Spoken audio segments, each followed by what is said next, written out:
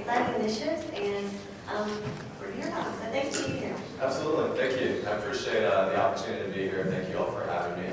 I'll set my phone up here, that way I actually pay attention to time.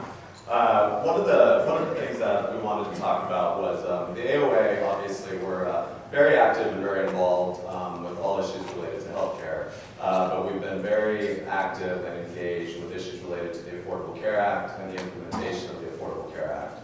The AOA, years ago, back when the law was actually passed, or when I should step back a second, when it was actually being drafted, the AOA was working with members of Congress on the bill, trying to make sure that there were specific provisions that were important to the osteopathic profession. Of course, it ended up being an extremely long bill, and it still remains today to be a very complex law, as well as a very controversial law. As many of you know, I'm sure, from watching the news in your spare time, which I know you don't have much, but I'm sure you've seen that the House of Representatives has chosen to try to repeal, and they voted on repeal successfully many times. I think they just voted their 42nd time or something like that last week. But now it's caught up in a lot of budget negotiations. There's a possibility that the government will shut down at midnight tonight, and then the government won't have any funding moving forward until Congress is able to pass some sort of a budget. Congress is a mess, if you will. That's probably the best word that I can use to describe what they're doing or lack thereof. Unfortunately, what we're starting to see is we're starting to see much more divisiveness within the Congress. We're starting to see, and a lot of that has to do with how district lines are being drawn, gerrymandered, if you will. And we're starting to see very polar opposites on both sides of the aisle. You're starting to see less and less of those legislators that are willing to be moderates, that are really willing to compromise and have conversations about true policy. Many of the members of Congress that are coming into office now through the electoral process is they're either very, very far to the right or very, very far to the left. And oftentimes we even see those within their own party that are embarrassed by them or don't necessarily want to claim them as a part of their party. But there's been an unwillingness or an inability, I should say, to be able to change that. So at this point, we have the Congress that we have. There are some that are good policymakers that are really trying to make a difference. We have one deal in Congress that hopefully all of you have heard of, if not met. Joe Heck from the great state of Nevada that we're in. He's, again, the only osteopathic physician serving at the federal level. But he is a great member. He's very hardworking, and he's also one that is willing to compromise. He's willing to go to the table.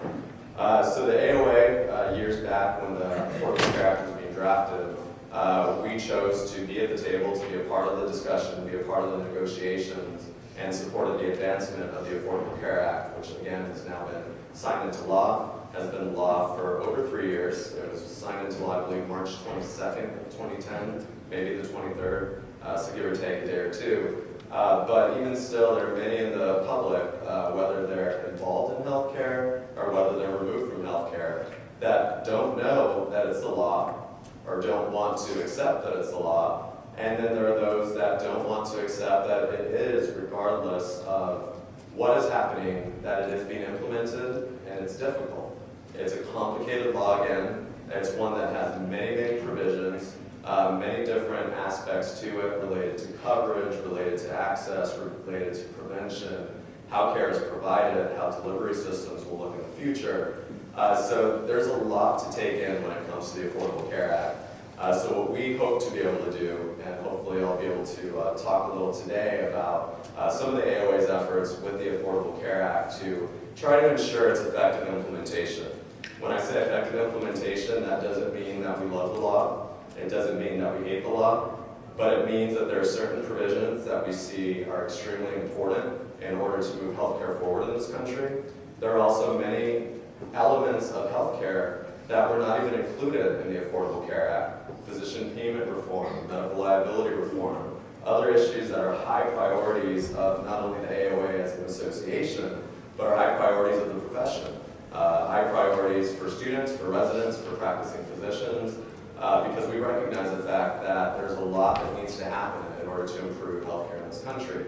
But with that said, we have a law. there's a law that's being implemented, so we are working to, again, to work with policymakers, to work with the regulators, those at the Centers for Medicare and Medicaid Services, to talk about what the priorities are of the profession and how we can be helpful in advancing those provisions that we like, and how we can be helpful in determining if there are provisions that we don't like, similar to the Independent Payment Advisory Board. That's a provision that we would like to see repealed. So we're working with lawmakers and policymakers on that, and we're also working with lawmakers and policymakers on those issues that were left out that I mentioned before. So one of the things that the AOA started back in July is we started the From Act to Action campaign, and we're calling it Untangling the Affordable Care Act. And again, because there's so much happening with the law that it really does have to be untangled, because what you listen to on the news, whether it's a left-leaning station or a right-leaning station or a station that's considering themselves right in the middle and being honest delivery of news, you're going to hear something very different. You're going to hear different political slants, and same thing with policymakers. They all have their own view, and so the American public has developed their own view of what this is. What we're trying to provide on this side is we're trying to provide accurate information on what is in the law, what is occurring in terms of implementation, and what it is that we see needs to be corrected or fixed. One of the things that I like to say whenever I talk about the law, to whether it's to a group of students or whether it's a group of practicing physicians, is that healthcare reform did not end with the passage of the Affordable Care Act. It's a continuous process, it's an evolving process, and it's one that we can't bury our heads in the sand and pretend it isn't happening. It's one that we need to be active in, and we need to be helpful in to whatever extent we can, not only for our physicians, also our future physicians, but most importantly, the patients that all of you will serve and the patients that osteopathic physicians are currently serving. So with this site that you see up there, that's the front page. What we have is we have different spotlights, and you'll have to forgive me, but I can't read from quite that far. It happens when you age a little bit. States preparing for marketplace enrollment. Health insurance marketplaces are scheduled to open tomorrow. They were initially called exchanges in the law, and they were supposed to be state-based. Some states chose to go ahead and build their own marketplaces, to go ahead and allow individuals in their state to go to a state-specific site. That's basically the best way to compare it is the Orbitz model, where you go to the site and you see, you have to enter information about your age, a little bit of information on your background, and then it'll direct you, also on income, it'll direct you to where you need to go to get insurance. If you're eligible for Medicaid, it'll take you to your state Medicaid. If you're eligible for Medicare, it'll take you to Medicare. If you're not, and you're eligible for potential subsidies, or just to purchase insurance from any insurers that are offering plans in the private market, it'll direct you to a site that'll have all of those different options. It'll list what the prices are, what the premiums are, the deductibles. But what it also does is all plans that are being offered in the exchanges or marketplaces, they have to meet minimum requirements, minimum essential health benefits. They're within 10 categories that every single plan has to include those. This is not by any means a Cadillac plan. It's a very basic plan that provides basic services for individuals to get health care. Many of these services, or many of these plans, I should say, are being criticized in that, well, they're not providing enough. You're saying we're giving care to individuals, but they aren't providing enough. But something is better than nothing, which many of these individuals were not receiving, and many of them, for that reason, were going directly to an emergency room, which is far more expensive than, as you know, than if they're going to their primary care physician, being referred appropriately to the specialty physician, to take care of them and provide them the type of coordinated care that they need. So the hope is that through this coverage that individuals will enter the market. I'm sure you've heard of the individual mandate, also the employer mandate, because there was a clear recognition amongst everybody when this law was being drafted that if you don't get everybody into the insurance pool, it doesn't work. Because what happens is there are two main bodies of the 30-some-odd million uninsured individuals in the US. There are two main bodies that aren't insured. One are the young invincibles. There are those of you, those of us, I'll also call myself young, they're young and we're not ill, we're healthy. So many of those individuals will choose not to purchase insurance if given the option because they don't feel that they need it. And many of them probably will not need that health care for many years.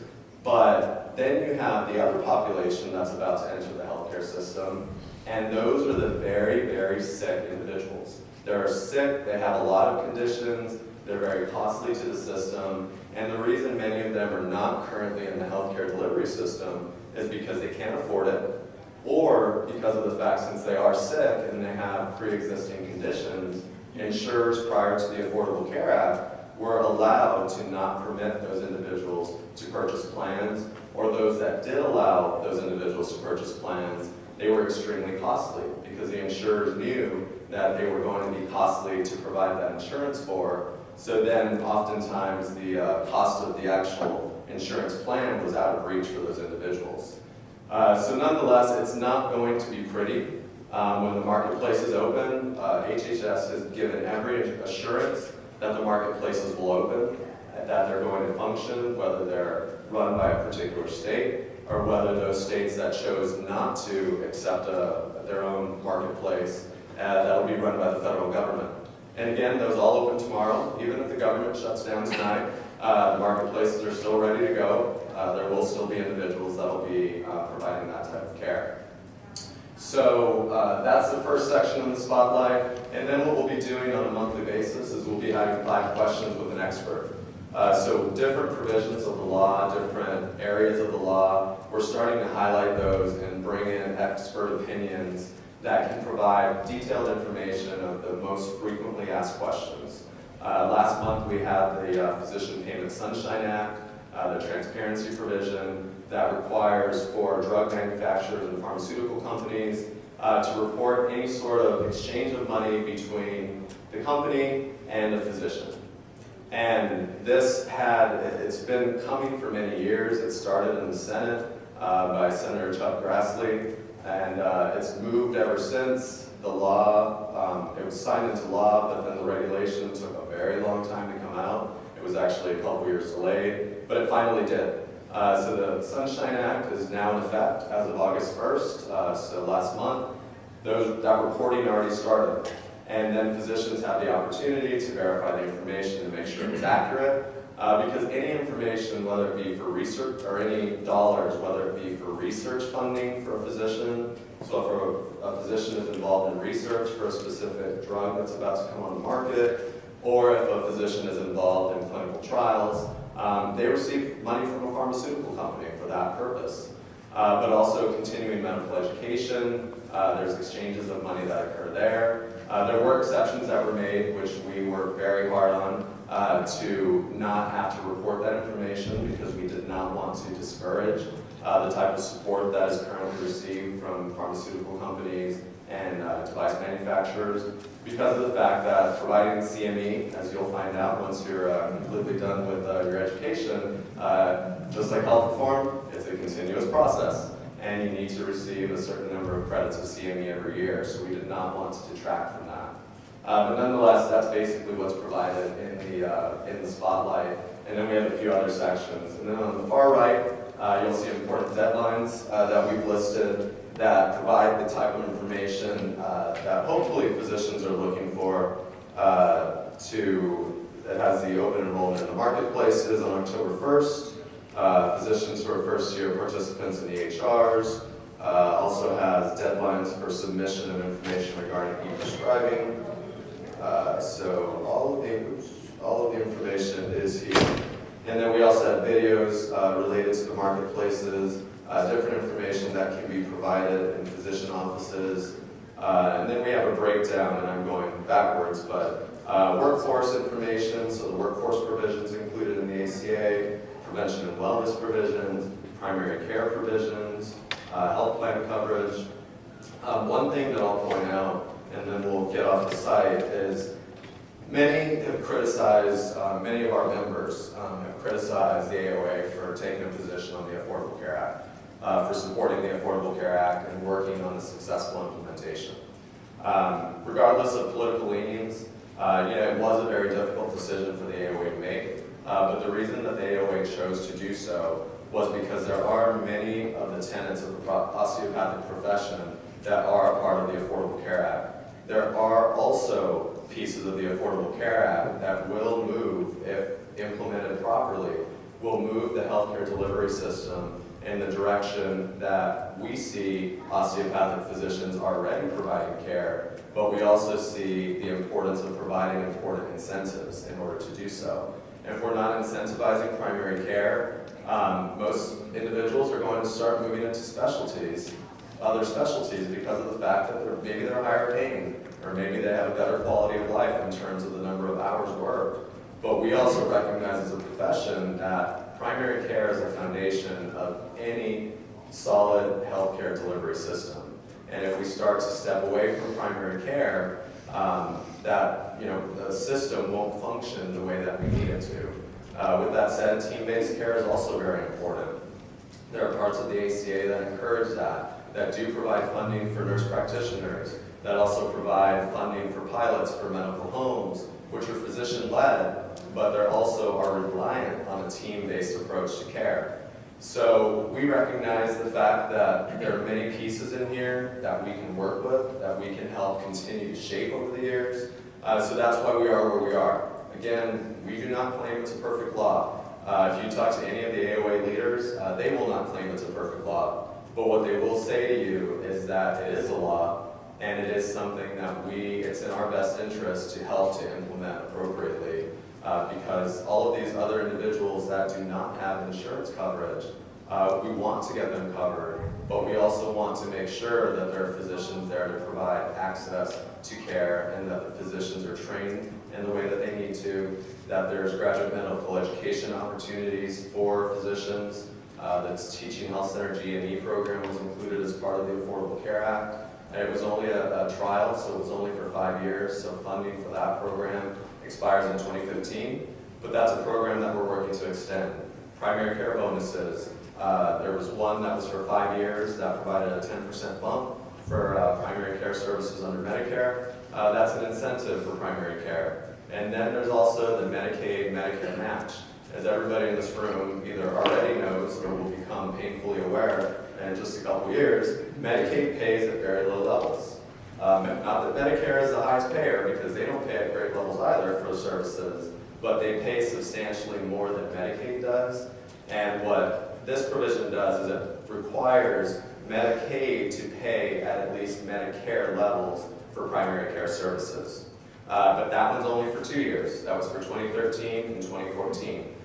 So again, there's a lot of pieces in here that we need to continue to work on to extend, because we see them as important for our physicians. But we also need students' voices in doing that, because you're the future of medicine. Many of you, how many in the room have ever attended either DO Day on Capitol Hill by the AOA or the Hill Day sponsored by ACOM? Good, majority. It's events like that and opportunities like that where we are able to highlight the future of the profession to members of Congress, but also to allow you to have a conversation with them, whether it be about a specific policy issue or just talking about why you're in medical school, but more importantly, why you chose to go to osteopathic medical school. It's very important. It's an important story to tell. I can talk about healthcare policy with a member of Congress all day long.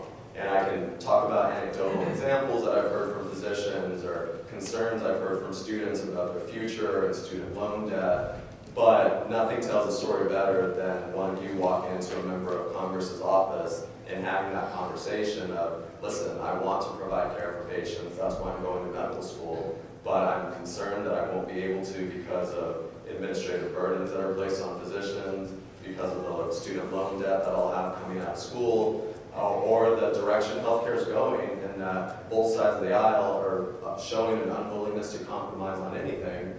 So rather than either try to implement this law or try to create other pieces that are not included in the law, there's just a fighting back and forth that we're seeing and that we've seen over the years, which unfortunately there's really not much of an end in sight on that. So that's kind of the basics of what we're doing with our Act to Action campaign. One of the things that we talked about and was brought to us by your student leaders and SOMA student leaders was potentially putting a student piece on the Act to Action page, providing information that would be important specifically to students and or residents, and information that you could look at that would be very brief, because again, we do recognize that your schedules are very tight.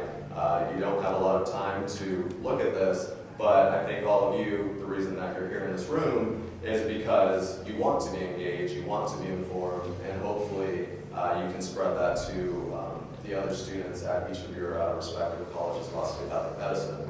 Because many of them, they're only hearing what they're hearing on the news, which may or may not be accurate. And hopefully, if you can at least direct them or help to direct them, whether it be to the From Act to Action page that the AOA has, or have them sign up for alerts that are coming from ACOM on various issues, sign up for alerts that are coming from the DC office of the AOA through our DO Washington Update and our GOAL program. Whatever it is that you can do to try to engage not only yourselves, but try to bring others along will be much appreciated. One last thing that I did want to show before leaving you today, and then of course answering any questions that you might have, is the AOA is kicking off a physician payment campaign, which I know from talking to students over the years, many times it's, well, SGR, I've heard of it, maybe I know exactly what it is, know what a disaster the SGR was when it was put into place over 10 years ago, and what a disaster it's been since. But what the AOA is trying to do is there's momentum on this issue. There's actually bipartisan momentum, which is rare in Washington these days. So there's momentum to actually repeal the SGR, change to a completely new physician payment system, and one that the AOA is very supportive of. What it does is it provides options for physicians to enter different types of payment models based upon your patient population, the care that you're delivering. It may work that if you're a primary care physician, that the medical home model works for you, and that the payments that come from the medical home model are those that will work best for your practice. Or it may be that as a specialist, you may function better in an ACO environment with shared risk, shared savings. Or as a primary care specialist or another specialty physician, it may make more sense to be a part of a bundled payment plan, which would provide payments for a bundle of services at a certain level. You know the exact rate that you're receiving. We talked about that working potentially for cardiologists, for others. But what this new physician payment model will move us to is it will move us to a place where we actually do have options. Where physicians get to choose the payment model that works best for them, rather than the current model, which is one size fits all. Regardless of what type of physician you are, what specialty, what services, whether you're rural, whether you're urban, no matter what, you are all paid the exact same way based upon a conversion factor, and you just get paid by service. Another big problem with that is it's not only one size fits all, but it is also a system that does not in any way incentivize coordination of care. It doesn't incentivize longitudinal care. All it incentivizes is episodic care. It's like going to the grocery store and checking out and taking something. That's basically what they're incentivizing physicians to do. Provide that one service to the patient, let the patient go. So we're hopeful that this will happen. We're going to be officially launching the campaign within the next week and a half, so we'll be sending information out. The URL is everypatientcounts.org.com.net. I know we own all of them. I think those are the only three. But in any case, it's a campaign where we're going to engage physicians, patients, we're going to engage students, residents, everybody to say this is a problem. It's a problem because I'm a future physician and I don't want to enter a payment system that's broken, which is the current system, that you want to enter one that actually works. And for practicing physicians, we want them to be able to say, the Affordable Care Act is happening, there are 30 some odd million individuals that are about to enter the market. It's very nice of you to offer them insurance and to say, here's your insurance card, now good luck. If there are physicians leaving the Medicare program, not accepting new Medicare patients into their program, then these patients are getting sold a false bill of goods. They're receiving a card, but they're walking around and nobody's willing to take it for them. So that is not accomplishing the goals of providing access within the ACA or general healthcare reform and healthcare delivery. So I'll stop there. I know I'm probably right at my time. I have 3 minutes. So if you all have any questions, suggestions, I'm absolutely happy to answer them. Hi, Prasad Gudani, MIT-Com. I was just curious, what are some of the things that the AOA supports in the Affordable Care Act? What are some of the things that they are opposed to? Okay. I'll start with the one we're opposed to. I mentioned the Independent Payment Advisory Board, known as IPAB. Unfortunately, members of Congress always call it IPAD, but it's IPAB. Basically what that is, it's an unelected body of individuals that would make decisions related to healthcare spending if specific targets were exceeded. So, for instance, if the healthcare spending for the country is set at $10 million, as an example, and targets are exceeded and $12 million is spent, for instance, the IPAP would then step in and they would have to at least cut $2 million. And these are individuals that have never necessarily been involved in healthcare. Maybe they're a patient that's received care. Maybe they have an academic background, maybe they were a practicing physician, but nonetheless, they're not held accountable, so they may say, we're going to take it all from primary care, or we're going to cut cardiologists, we're going to take it all from them. So that's one that we want to repeal. There's also FSA-OTC. Basically what this is if an individual is using a tax advantage account, whether it be a flexible savings account, a health savings account, any other tax advantage accounts, the ACA now requires those individuals to receive prescriptions from their physician for over-the-counter drugs. So, yes, I saw the way your head went. Over-the-counter drugs, a physician has to write a prescription if they want to use their FSA or HSA. It's unfair because the other individuals don't need to, and it's just also another administrative burden being placed on physicians, taking your time away from other patients that need more care.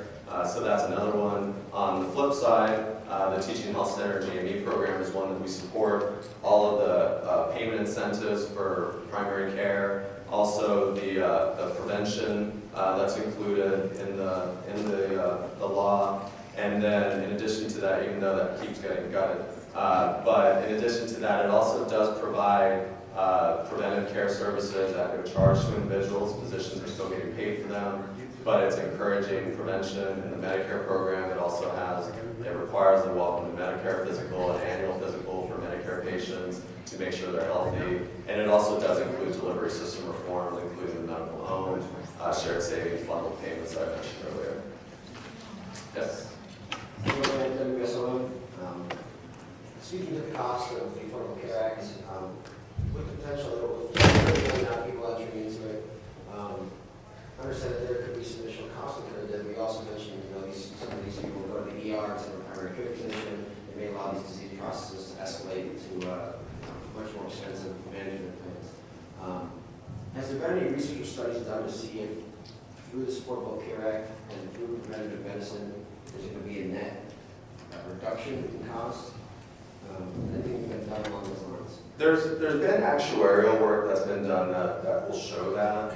The problem is the way that Congress scores anything, or the government, I should say, scores anything, is based on CBO, the Congressional Budget Office, and they will only score anything within a 10-year budget window.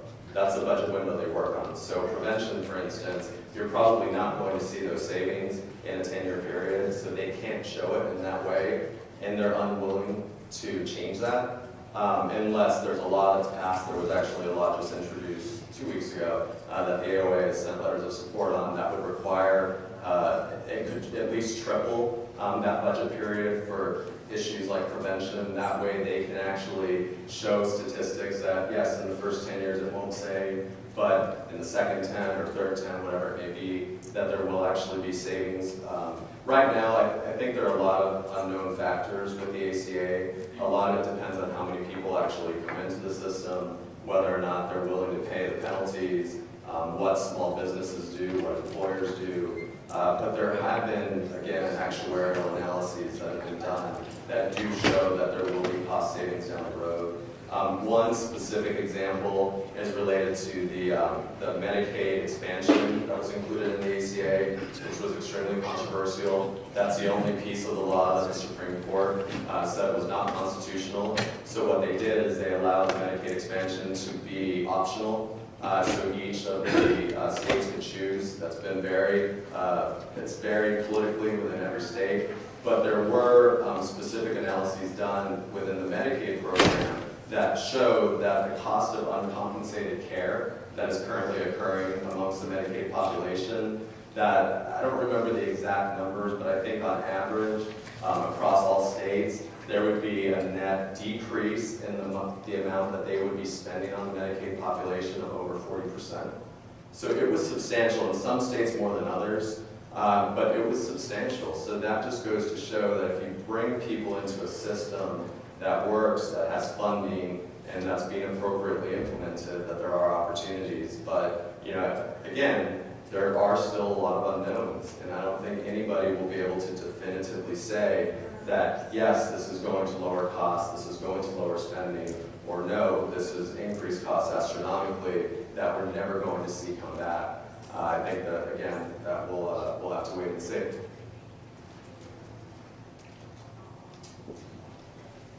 Thank you so much for coming. We really appreciate you coming and sharing all this exciting new information with us.